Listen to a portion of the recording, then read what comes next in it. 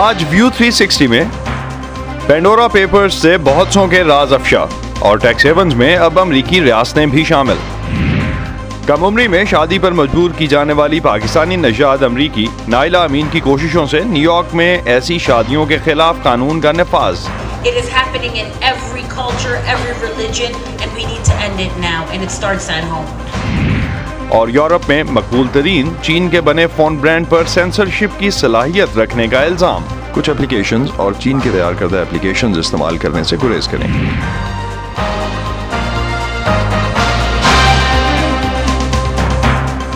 Voice of امریکہ کے Washington studios میں آپ سب کو خوش آمدید. آپ دیکھ رہے ہیں پروگرام ویو 360 اور میں ہوں Asad Ullah Khalid. International consortium of investigative journalist ICIJ کی جانب سے شائع ہونے والے پینڈورا پیپرز پر دنیا بھر سے رد عمل سامنے آ رہا ہے. آف شور کمپنیاں رکھنے والوں کا کہنا ہے کہ انہوں نے کچھ غلط نہیں کیا. جیسا کہ اردن کے شاہ عبداللہ کے دفتر سے جاری ہونے والے بیان میں کہا گیا کہ امریکہ اور برطانیہ میں جائیدادیں رکھنا نہ تو غیر معمولی ہے اور نہ ہی غیر قانونی. برطانیہ کے سابق وزیر اعظم ٹونی بلیئر اور ان کی اہلیہ نے بھی آف شور کمپنی کے ذریعے لگژری اپارٹمنٹ خریدنے کا دفاع کیا ہے. روس نے ان دستاویزات میں سامنے آنے والی معلومات کو بے بنیاد دعوے قرار دے کر مسترد کر دیا ہے. لیکن کئی ملکوں میں حکام کے لیے ان پینڈورا پیپرز نے مشکلات کا پینڈورا باکس ہی کھول دیا ہے. 12 ملین کے قریب دستاویزات کا دائرہ خاصا وسیع ہے. شاہ اردن سمیت دنیا کے 35 حالیہ اور سابق سربراہان مملکت کے خفیہ رکھے گئے غیر ملکی اثاثوں کی تفصیلات اس میں سامنے آئی ہیں. وزیر اعظم پاکستان عمران خان نے 700 سیاستدانوں، بیوروکریٹس، کاروباری شخصیات اور سابق فوجی افسران اور ان کے اہل خانہ کی مبینہ طور پر آف شور کمپنیوں کی ملکیت کے انکشاف پر تحقیقات کا اعلان کیا ہے. کینیا کے صدر نے ایک طرح سے پینڈورا پیپرز کا خیر مقدم کیا ہے اور اس امید کا اظہار کیا ہے کہ ان کے ملک میں اس سے مزید شفافیت پیدا ہوگی. امریکہ کی بات کریں تو پینڈورا پیپرز نے یہ واضح کر دیا ہے کہ ساؤتھ ڈیکوٹا، نیواڈا اور کچھ دیگر ریاستوں میں آف شور کمپنیاں بنانا کتنا آسان ہے. ان لیکس کے مطابق ڈومینیکن ریپبلک کے ایک سابق نائب صدر نے اپنی ذاتی دولت اور ملک کے سب سے بڑے شوگر ملز مالکان میں سے ایک کے سرمایہ کو چھپانے کے لیے امریکی ریاست ساؤتھ ڈیکوٹا میں کئی ٹرسٹ بنا رکھے ہیں. ICIJ کی تحقیق میں شامل اخبار واشنگٹن پوسٹ کے مطابق اب امریکہ بھی ان علاقوں میں شامل ہو گیا ہے جو ٹیکس ہیونز سمجھے جاتے ہیں، یعنی جہاں عمرہ ٹیکس سے بچنے کے لیے اپنا اثاثہ منتقل کر دیتے ہیں. ڈاکٹر ثاقب رضاوی مالیاتی امور اور معیشت کے ماہر ہیں، اس وقت ہمارے ساتھ ہیں. ان سے اس حوالے سے مزید بات کرتے ہیں. ڈاکٹر ثاقب، آف شور بینکنگ ایک بڑا ہی منافع بخش کاروبار ہے، تو پہلی بات تو یہ کہ اس سے متعلقہ ملکوں کی حکومتیں کہاں تک ذمہ دار ہیں؟ دیکھیے، یہ تھوڑا سا ایشو سینسیشنلائز ہو جاتا ہے کیونکہ کافی ویل نون اور امیر لوگوں کے اثاثوں کا ذکر ہوتا ہے. آف شور بینکنگ جو ہے یہ ایک لیجیٹمیٹ بزنس ہے. یہ انویسٹمنٹ موبلائز کرنے میں بھی مدد دیتا ہے اور یہ ہر جورسڈکشن ڈٹرمن کرتی ہے کہ ان کے یہاں یہ ایکٹیویٹی لیگل ہوگی یا نہیں. جس طرح آپ نے ابھی ذکر کیا کہ نارتھ ڈیکوٹا میں جو ان کا ٹرسٹ لا ہے وہ یہ الاؤ کرتا ہے. یہ ایک طرح سے آپ سمجھیں کہ ٹیکس آربٹراج ہے. جہاں ٹیکس کم ہوگا وہاں پیسے جانا شروع ہو جائیں گے. یہ امریکہ کی ریاستوں میں بھی ہوتا ہے. بہت سی کارپوریشنز جو ہیں وہ ڈیلاویئر اسٹیٹ میں انکارپوریٹ کرتی ہیں کیونکہ وہاں انکارپوریٹ کرنا آسان ہے اور اس کی کاسٹ کم ہے. اسی طرح کارپوریشنز جو ہیں وہ انویسٹمنٹ بھی وہاں ان اسٹیٹس میں کرتی ہیں جہاں ان کو زیادہ سہولتیں ملیں. تو یہ اس مسئلے کا حل سمپل نہیں ہے. دیکھنا یہ ہے کہ جس جورسڈکشن میں یہ پیسے ہیں کیا وہاں یہ قانون الاؤ کرتا ہے یا نہیں. دوسرے یہ ہے کہ ان پیسوں کا سورس کیا تھا. وہ سورس کے لیے جن ملکوں کے وہ لوگ ہیں ان کی ٹیکس کے اداروں کو یہ معلوم کرنا چاہیے. اور یہ کوشش ہو رہی ہے کہ اس مسئلے کو حل کیا جائے. آپ نے ریسنٹلی دیکھا ہوگا کہ ایک یونیفارم منیمم ٹیکس لگانے کا پرپوزل ہے تاکہ یہ ٹیکس آربٹراج کم ہو. دوسرا ایک پرپوزل یہ ہے کہ یونیورسل انکم پہ ٹیکس ہو بجائے اس کے کہ آپ کی صرف ایک انڈیویجول ملکوں میں جو جائیداد یا اثاثے ہیں ان پہ ٹیکس ہو. ڈاکٹر صاحب ICIJ کی تحقیق میں شامل واشنگٹن پوسٹ کا ایک سٹیٹمنٹ ہے کہ اب امریکہ بھی ان علاقوں میں شامل ہے جہاں اثاثوں کو چھپایا جا سکتا ہے.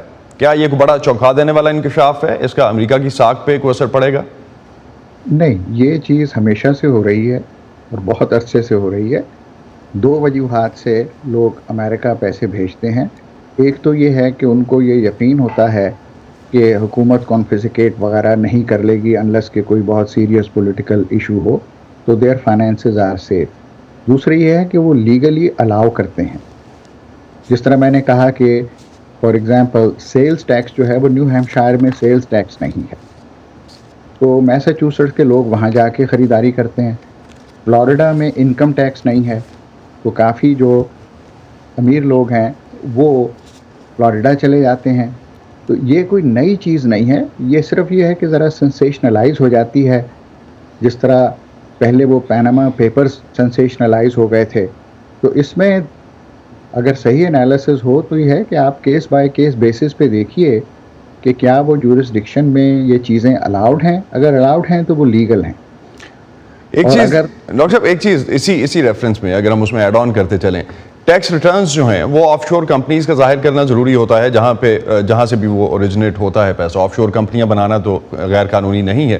تو عالمی طور پہ جس طرح سے ہم پہلے بات کر رہے تھے کہ ایک بیسک سیٹ آف ٹیکس جو ہے وہ شاید سامنے آ سکے تو وہ اس کو ہیلپ آؤٹ کر سکے. تو وہ ملک جہاں یہ آف شور کمپنیاں ہیں وہ ان کی تصدیق کر سکیں گے، اور بصورت دیگر ایسے اثاثوں کو منجمد کرنا لازمی ہوگا کیا؟ یہ ضروری نہیں ہے. پہلے تو یہ ہے کہ جو آف شور جو جورسڈکشنز ہیں جن کی یہ مین سورس آف انکم ہے وہ آبویسلی اس بات کو ریزسٹ کر رہے ہیں. دوسرا یہ ہے کہ یہ اگر اپلائی ہو تو یونیفارملی اپلائی ہو. یہ نہیں ہو سکتا کہ امریکہ کی ایک اسٹیٹ نارتھ ڈیکوٹا جو ہے وہ ایک ایسے لاز کریٹ کیے ہوئے ہیں اس نے جس میں بہت لوگ وہاں انویسٹ جا کے کرتے ہیں. تو جس طرح میں نے کہا کہ یہ اتنا آسان اور اسٹیٹ فارورڈ نہیں ہے، کیونکہ اس میں اوور لیپنگ جورسڈکشنز ہیں، لاز ہیں. اور اب آج کل آپ کو معلوم ہے کہ فائنینس جو ہے وہ بہت موبائل ہے. پیسے بہت جلدی ایک جگہ سے دوسری جگہ موو کیے جا سکتے ہیں. تو اس میں uniform basic universal tax help کر سکتا ہے. اور یہ کہ جورسڈکشن جہاں یہ ہیں وہ ڈکلیئر کریں اور معلوم کریں، جسے کہتے ہیں نو یور کسٹمر، کہ یہ پیسے نو یور کسٹمر یا بیسک کچھ ریگولیشنز جو ہیں آپ کے خیال میں وہ ہیلپ آؤٹ کر سکتی ہیں پوری دنیا کو اس معاملے کو کچھ حد تک اور کلیئر کرنے کے لیے. بہت شکریہ ڈاکٹر ثاقب رضا بھی آپ کا ہم سے بات کرنے کے لیے. شکریہ. خدا حافظ. Thank you. پاکستان میں رائج ہونے والے یکساں قومی نصاب پر اٹھنے والے کچھ اہم سوالوں کے جواب بھی آج کے ہم شو میں شامل کریں گے. اس کے علاوہ دنیا بھر سے اہم خبریں اور دلچسپ معلومات کے لیے آپ آ سکتے ہیں ہماری ویب سائٹ urduvoa.com پر. اس کے علاوہ ہمارا تمام تر کانٹینٹ آپ کو ملے گا ہمارے سوشل میڈیا پلیٹ فارمز پر بھی. facebook.com/VOA Urdu، ٹویٹر اور انسٹاگرام پر ہمارا ہینڈل ہے @urduvoa.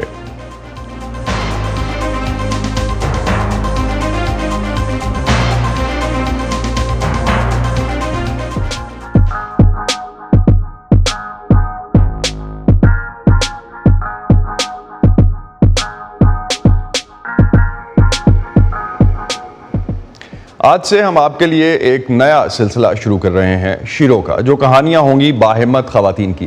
آج اس سیگمنٹ کا آغاز کریں گے نائلہ امین کی کہانی سے.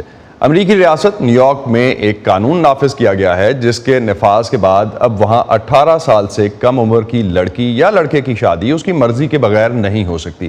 اس اہم پیش رفت کا سہرا جاتا ہے پاکستانی نژاد امریکی نائلہ امین کے سر.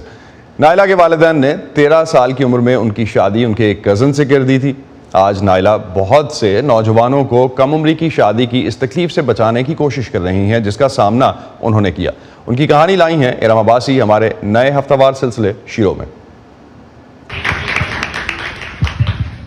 Hello everybody, my name is Naila and for the past 3 years I went to Assemblyman Phil Ramos, who's very involved in the Muslim community, and I said to him, I was married at 13 in the state of New York. امریکہ میں مقیم 31 سالہ نائلہ امین دی نائلہ امین foundation کی بانی ہے، جو کئی برسوں سے امریکہ میں کم عمر کی شادی کے خلاف مہم میں پیش ہے. یہ ان کی کوششوں کا نتیجہ تھا کہ 3 سال کی مسلسل محنت کے بعد بالآخر ریاست نیو یارک نے نہ صرف حال ہی میں کم عمری کی شادی کو غیر قانونی قرار دینے کا بل منظور کیا بلکہ اس کا نام بھی نائلاز لا رکھا گیا۔ امریکہ کی 50 ریاستوں میں سے نیو یارک وہ چھٹی ریاست ہے جہاں 18 سال سے کم عمر کی بغیر مرضی کے شادی غیر قانونی قرار دی جا چکی ہے۔ نیو یارک نے 2017 میں والدین اور عدالت کی مرضی سے شادی کرنے کی عمر 14 سے بڑھا کر 17 برس کر دی تھی۔ اب اس نئے قانون میں مرضی سے شادی کرنے کی عمر بڑھا کر 18 برس کر دی گئی ہے۔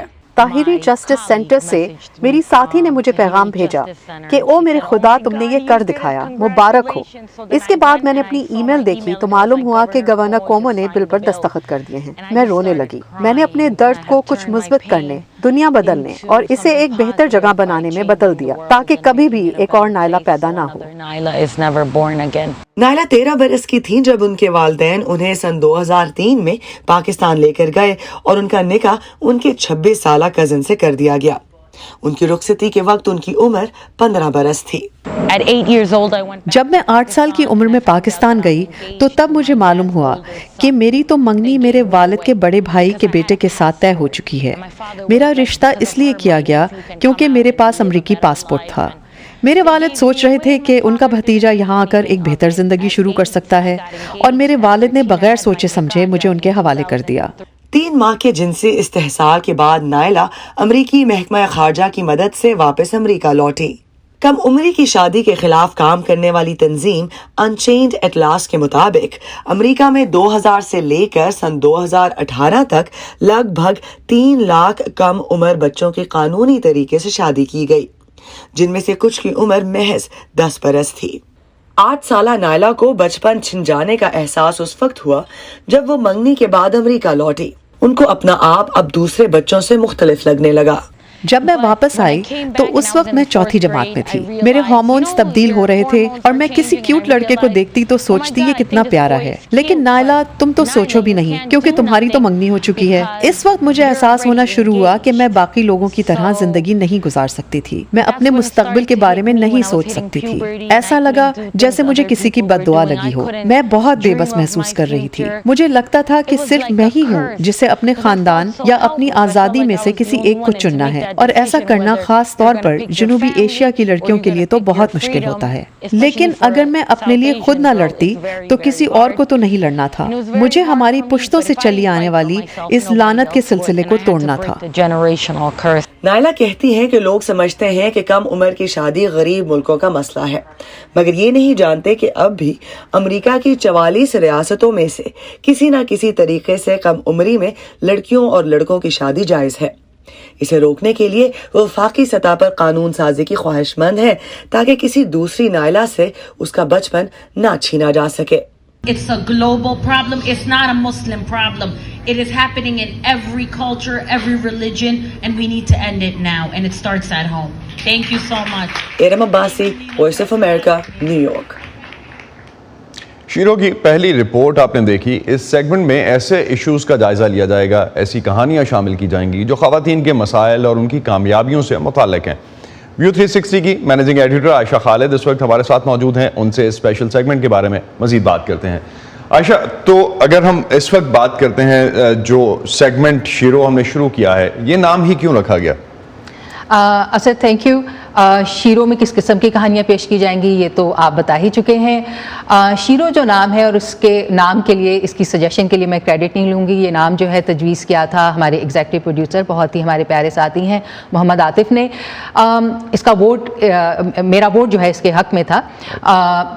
مجھے اس کی تاریخ کے بارے میں نہیں معلوم تھا، لیکن جب یہ نام ہم نے اپروو کر لیا، اس کے بعد جب میں نے اس کے نام کی ہسٹری پہ کچھ تحقیق کی تو مجھے علم ہوا کہ اس نام کا یا اس لفظ کا پہلا استعمال جو ہے، ڈاکیومنٹڈ استعمال جو ہے 1836 میں کیا گیا تھا۔ امریکہ میں خواتین کو ووٹ کا حق دینے کے لیے جو مہم چلائی گئی تھی، اس دوران اس اصطلاح کا استعمال کیا گیا تھا۔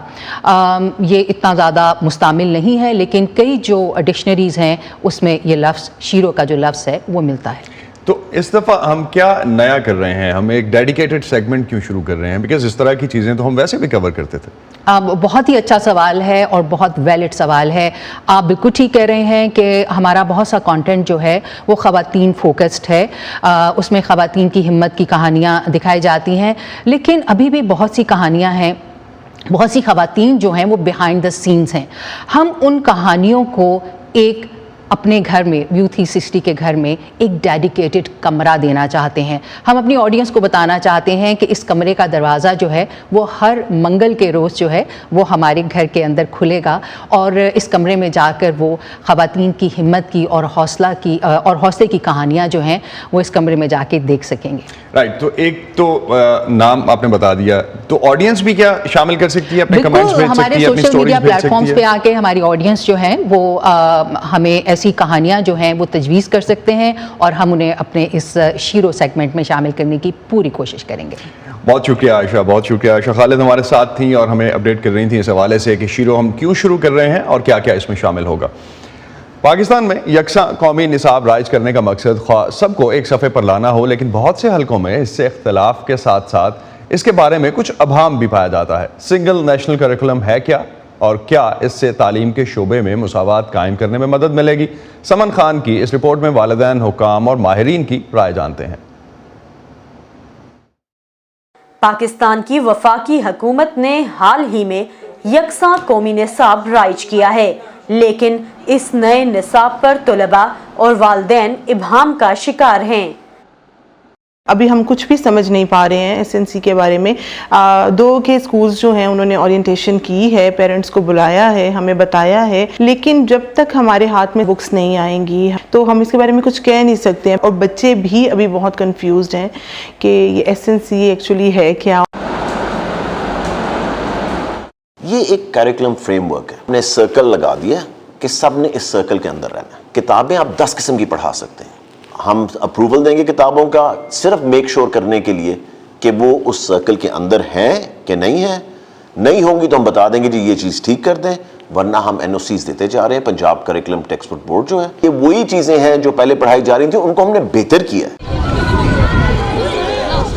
ٹیچرز ٹریننگ ہے، اسٹریٹجیز ہیں، پھر کیسے کلاس روم میں ٹیچر نے پڑھانا ہے اور کس زبان میں پڑھانا ہے، اور پھر اسیسمنٹ کا پارٹ ہے. اور اس کریکولم میں بڑی دیکھیں بات تو وہ سب چیزیں موجود ہیں جو ایک اچھے کریکولم میں ہونی چاہیے. اپنے آپ میں پورے پیج پہ لکھنے ہیں اور ساتھ ساتھ پہلی ایک اچھے اسکول سسٹم میں بھیجنے کا مقصد یہ تھا کہ بچے کی انٹرنیشنل لیول کی گرومنگ ہو جائے. میں بھی جب فیلڈ میں گئی تو میں نے یہ فیل کیا کہ جو لوگ رواں انگریزی میں بات کرتے تھے وہ لوگ فوراً سے ان کو جابس مل جاتی تھیں، اور جو لوگ بے شک ان کو کام آتا تھا، ان میں اسکل تھی، لیکن چونکہ ان کی کمیونیکیشن اسکلز اچھی نہیں تھیں تو وہ ہمیشہ وہ بیک فٹ پہ رہتے تھے. میرا یہ سوچنا تھا کہ میں خود تنگ ہو جاؤں گی، لیکن میں اپنی بیٹی کو انٹرنیشنل جو لیول کی جو تعلیم ہے وہ ضرور دلواؤں گی. میں امید کرتی ہوں کہ جو ہمارے سرکاری اسکول ہیں ان کا جو ہے لیول اچھا ہوگا، بجائے کہ جو ہمارے اسکول جہاں پہ ہمارے بچے آلریڈی جا رہے ہیں ان کا لیول جو ہے وہ نیچے کی طرف آ جائے. تو ہمیں ایز چیز دینا، یہ پیکس بنے ہوئے دیے ہیں، لیکن ان میں ظاہر ہے یہی بکس نہیں ہوں. ایلیٹ اسکول نے بھی جسٹیفائی کرنا ہے کہ اگر وہ 50,000 روپیہ مہینہ فیس لے رہے ہیں تو وہ جو کتاب پڑھانے والی ان کی اپروو ہوئی ہے، جو گورنمنٹ کی کتاب نہیں ان کی، اس کے ساتھ 10 کتابیں اور پڑھاتے ہیں. ہم نے تو منیمم سٹینڈرڈ دے دیا نا کہ یہ منیمم سٹینڈرڈ ہے جی، اس سے اوپر جو بھی جانا چاہتا ہے اس کی مرضی. جو پبلک اسکول کے پیرنٹس ہیں وہ میرے خیال میں ان کے لیے کوئی ایشو نہیں ہے، اور دے آر ہیپی کہ ہمارا بچہ کچھ زیادہ اچھی جو ہے ایجوکیشن لے پائے گا. پرابلم ہمارے پرائیویٹ سیکٹر کے بچوں کا آ رہا ہے. پرائیویٹ سیکٹر کے بارے میں کہا جا رہا ہے کہ ہم ان منیمم سٹینڈرڈز کو کس طرح سے لے کر چلیں گے کہ اگر کلاس 3 کا بچہ ہے، اس نے ایک پوئم جو تھی وہ رنگا رنگا روزے سم تھنگ، کچھ ایسی پوئمز بھی ہیں جو کہ اس نے پری نرسری میں سیکھ لی تھی، وہ کلاس 3 میں سیکھے گا. تو یہ ایک بڑا گیپ آنا شروع ہوا. معاشرتی علوم ہے اور اردو ہے، تو میری بیٹی لٹرلی وہ رونا شروع ہو گئی تھی. جو بڑی بیٹی تھی، اردو اس کے لیے مشکل تھی. بے شک ہم گھر میں اردو ہی بولتے ہیں، لیکن پھر بھی ان کے بچوں کے لیے ڈیفینیٹلی آپ کو پتہ ہے یہ چیز مشکل تھی. اب جنرل نالج اگر ہم نے اردو میں کر دیا ہے تو کون سا ایسا بڑا نقصان ہے بچوں کا؟ ان کی کلیئرٹی آئے گی. کیونکہ جنرل نالج کے اندر سب چیزیں تھوڑی تھوڑی ہوتی ہیں، سائنس بھی ہوتی تھوڑی ہے، تو ان کو اپنی زبان میں زیادہ بہتر سمجھ آئے گی کہ ایک فورن لینگویج کے اندر سمجھ آئے گی. Saman Khan, Voice of America, Lahore. یورپی ملک لتھوینیا کی حکومت کی ایک تحقیق کے مطابق چین کے تیار کردہ مقبول موبائل فونز میں مواد کو سینسر کرنے کا نظام موجود ہے جو ویب پر بعض موضوعات کی تلاش کے لیے استعمال کی جانے والی اصطلاحات یا الفاظ کو بلیک لسٹ کر دیتے ہیں. اس رپورٹ کے بعد لتھوینیا کی حکومت اپنے شہریوں پر زور دے رہی ہے کہ وہ ان فونز کی بجائے کسی دوسری کمپنی کے بنائے ہوئے موبائل فونز استعمال کریں. لتھوینیا کی وزارت دفاع نے یورپ میں اس وقت فروخت ہونے والے چین کے بنے 3 مقبول فونز کا تجزیہ کیا ہے، جن میں سے ایک شامی کا، دوسرا ہواوے کا اور تیسرا ون پلس کا تیار کردہ ہے. انہوں نے اطلاع دی ہے کہ انہیں شامی MI10T 5G فون میں ایک ایسا سینسر کرنے والا آلہ ملا ہے جو وائس آف امریکہ سمیت سرچ کی جانے والی بعض اصطلاحات کو روک سکتا ہے. ہم نے واضح طور پر دیکھا ہے کہ یہ تمام کلیدی الفاظ سیاسی طور پر تحریک رکھتے ہیں. تبت، تائیوان، جمہوریت، امریکہ اور آپ جیسی کچھ کمپنیز یعنی وائس آف امریکہ اس فہرست میں شامل ہیں. شامی یورپ میں سب سے مقبول اسمارٹ فون برانڈ ہے. تحقیق کرنے والوں کا کہنا ہے کہ اگرچہ یورپ میں فروخت ہونے والے شامی فون پر سرچ میں رکاوٹ ڈالنے والا فنکشن بند کر دیا گیا تھا، اسے فاصلے سے دوبارہ کارگر بنایا جا سکتا ہے. بلاک کی جانے والی اصطلاحات کی فہرست مسلسل اپ ڈیٹ ہوتی دکھائی دیتی ہے. تحقیق کے وقت بلیک لسٹ میں 449 الفاظ یا جملے شامل تھے. اگر ہم موجودہ فہرست کا موازنہ اس فہرست کے ساتھ کریں جس کا ہم نے چند ماہ قبل اپنی تحقیق کے وقت تجزیہ کیا تھا تو ہمیں فرق نظر آتا ہے. اب فہرست میں بہت زیادہ الفاظ ہیں. وہ نہ صرف اب چینی زبان میں الفاظ شامل کر رہے ہیں بلکہ لاطینی خط میں بھی الفاظ شامل کر رہے ہیں. جرمن سیکیورٹی سروسز نے بھی شامی فون کا تکنیکی معائنہ شروع کر دیا ہے. شامی نے تبصرے کے لیے VOA کی درخواستوں کا جواب نہیں دیا. فرم نے اس ہفتے کہا تھا کہ وہ تحقیق کے نتائج کا جائزہ لینے کے لیے ایک غیر جانبدار ماہر کو شامل کر رہی ہے. لتھوینیا کے محققین کے مشاہدے کے مطابق ہواوے P45G ماڈل نے صارفین کا جو ڈیٹا اکٹھا کیا تھا اس پہ یہ بھی شامل تھا کہ انہوں نے ایپس پر کتنا وقت گزارا. اسے یورپی یونین سے باہر موجود سرورز پر محفوظ کیا گیا جو یورپی یونین کے ڈیٹا سے متعلق قوانین کے دائرہ اختیار سے باہر ہے. تجزیہ کاروں کا کہنا ہے کہ ہواوے کا آفیشیل ایپ سٹور جسے ایپ گیلری کہا جاتا ہے صارفین کو میل ویئر پر مشتمل ایپس کی جانب بھیج دیتا ہے. ایک بیان میں ہواوے نے VOA کو بتایا کہ ہواوے کو ہمیشہ دیانت داری کے اصول پر کاربند رہا ہے. جہاں یہ کام کرتا ہے اس نے ان ممالک اور علاقوں کے قوانین اور قواعد و ضوابط کی پابندی کی ہے. ہواوے یہ واضح کرتا ہے کہ یہ ایپ صارف کو کھلے عام دستیاب ہیں، لہٰذا صارف کو ایپ ڈاؤن لوڈ کرنے پر مجبور نہیں کیا جاتا. حقیقتاً قومی سلامتی کی بنیاد پر ہم اپنے ریاستی اداروں اور قومی سلامتی میں کام کرنے والے اداروں کو تحفظ فراہم کرنے کے طریقے تلاش کر رہے ہیں اور انہیں صرف قابل اعتماد سپلائرز کے ساتھ کام کرنے کا موقع فراہم کرتے ہیں. جب بات صارفین کی ہو تو ہم سفارشات کر رہے ہیں. جیسا کہ آپ جانتے ہیں کہ کلاؤڈ سروسز کے استعمال سے بچنا چاہیے. کچھ اپلیکیشنز اور چین کے تیار کردہ اپلیکیشنز استعمال کرنے سے گریز کریں. چین نے ابھی تک اس رپورٹ پر کوئی تبصرہ نہیں کیا ہے. امریکہ سمیت بہت سارے مغربی ممالک نے ہواوے کو 5G موبائل نیٹ ورکس کی اپنی فہرست میں شامل ہونے سے روک دیا ہے کیونکہ انہیں خدشہ ہے کہ اس سے سیکیورٹی کو خطرہ لاحق ہے. مجھے لگتا ہے کہ ہماری تحقیق اس کی ایک مثال ہے کہ ہمیں ٹیلی کمیونیکیشن سیکٹر میں اس بحث سے آگے کیسے جانا چاہیے کہ ہمیں دوسرے شعبوں کے بارے میں سوچنا چاہیے.